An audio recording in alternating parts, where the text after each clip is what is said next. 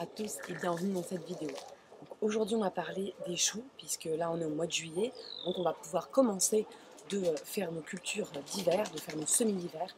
J'ai déjà commencé à faire les brocolis, les kales, les choux-fleurs. En été ici on ne cultive pas les choux parce que ça a un grand besoin en eau et qu'on n'a pas l'eau nécessaire, il fait très très sec, donc ce serait vraiment très compliqué de les cultiver, donc on les cultive plutôt à l'automne, en hiver.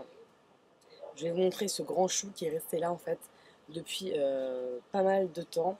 Alors ça me permet aussi d'avoir les petits papillons blancs qui viennent pondre leurs œufs sur ce chou. C'est un vieux chou évidemment, on ne sert pas vraiment pour le manger. Éventuellement, si vous avez des animaux, vous pouvez le donner à vos animaux. Des fois j'en donne une ou deux feuilles aux poules. Et puis je laisse les insectes faire leurs petites affaires. Je vois que là il y a des insectes qui sont sur les feuilles, ça me permet d'avoir ces insectes ici et pas sur mes légumes d'été. Donc ça c'est un petit aparté. Ensuite donc pour les choux, je vais vous montrer moi donc, ce que j'ai commencé de cultiver et je vais vous expliquer comment je cultive les choux au potager. Pause. Donc voilà, mes semis cette année, je n'ai pas fait comme les années précédentes parce que je n'y arrivais pas avec la chaleur.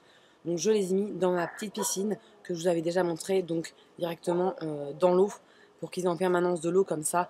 Ils poussent très bien et la chaleur qu'on a, même si c'est à l'ombre, c'est parfait. Et l'eau font qu'ils poussent très vite, donc ça c'est très positif. Donc ensuite je les transplante dans des plus gros pots lorsqu'ils ont 4 feuilles. Et puis vous pouvez voir donc des fois que sur vos choux il y a des petits trous. Ça peut être dû à des altises, des petits insectes qui vont venir manger vos choux. Comment faire pour s'en débarrasser? Eh bien, soit vous arrosez beaucoup, de toute façon le chou a besoin, c'est une culture qui a besoin de beaucoup d'eau, c'est de la famille des brassicacées. Et vous arrosez sur les feuilles, donc ça c'est une culture qui peut être arrosée en aspersion. Et en plus ça éloigne les altises, donc c'est tout bénéfice pour le jardinier. Et puis ensuite de ça, vous pouvez mettre aussi des tagettes. Donc profitez-en lorsque vous avez vos cultures d'été, comme par exemple les tomates. Vous pouvez mettre des tagettes à côté pour éloigner les altises ou des herbes aromatiques, des odeurs fortes. Donc on continue d'associer les cultures. Et je crois aussi que l'association des tomates et des choux peut bien marcher. Donc à voir pour vos cultures de transition entre l'été et l'automne. Et puis, j'ai mis des brocolis, des choux-fleurs, des choux kale. À vous de voir les choux que vous aimez. Je me suis rendu compte au fil des années que les choux paumés que tout le monde cultive, je ne les digère pas très bien. Même si je vais vous donner une petite astuce pour digérer les choux. En Ayurveda, vous pouvez mettre du cumin, mettre du curcuma, des épices pour mieux digérer le chou. Et aussi du fenugrec, c'est des petites graines en fait de fenouil qu'on utilise beaucoup en Inde, et pour la digestion, ça facilite la digestion. Voilà, je vous donne une petite astuce de cuisine en même temps, et je l'ai testé avec le kale, c'est très bon et on digère très bien. Lorsque vous allez planter votre chou, donc dans une troisième phase, vous allez vérifier que le collet du chou est bien enterré. Mettez-le bien jusqu'à ras-bord pour éviter que ensuite votre chou en fait ploie sous le poids soit du chou-fleur ou du brocoli, et que du coup la tige soit plus frêle et tendance plus à se casser. Voilà. Donc il faut bien enterrer la tige du chou. Puis vous pouvez aussi pailler. Moi je l'ai mis à côté d'une mélisse ici et il a l'air de pas trop mal se plaire. J'ai un petit peu de trous d'altise mais ça va. Et puis j'arrose chaque matin par aspersion. Donc très important l'arrosage pour les choux. Choisir vos variétés. Et aussi de la qualité de la terre. C'est un légume qui a besoin, une famille de légumes qui a besoin de beaucoup de richesse. Donc vous voyez ici, c'est la terre que j'ai réussi à créer.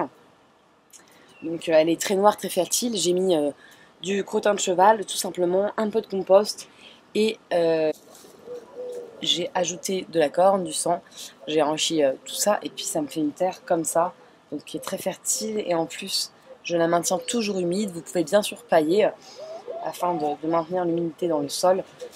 Donc voilà, nos choux kale, ils sont assez résistants.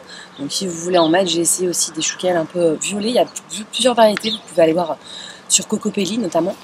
Et c'est très résistant.